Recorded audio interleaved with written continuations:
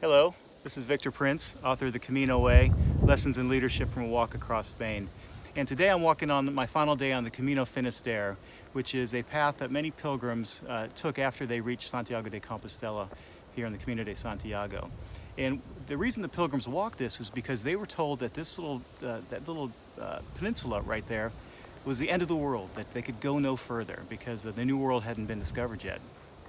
So many pilgrims decided, when they were told they couldn't do something, that they wanted to go see for themselves to see if that was true. So they would continue walking for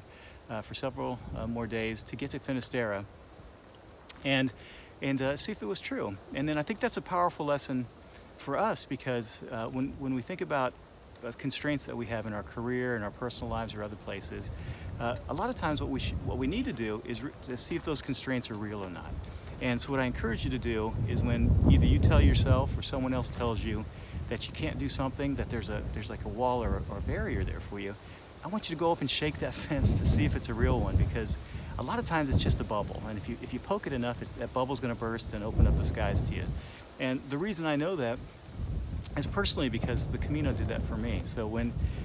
I walked the Camino, it gave me a huge burst of confidence that I could do other things that seemed impossible to me. So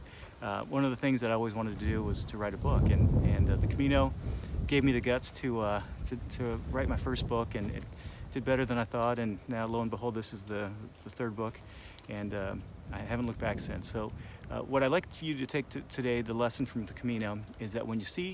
there's a barrier, there's something like holding you back, limiting you, I want you to shake that fence, make sure it's real, and then poke it, because at the end of the day, a lot of times it's just going to be a bubble that's going to burst if you just push on it a little bit, and once that bursts, it's going to open up your potential to a much brighter future. So that's a lesson today from the Camino Way. So bye-bye, buen camino.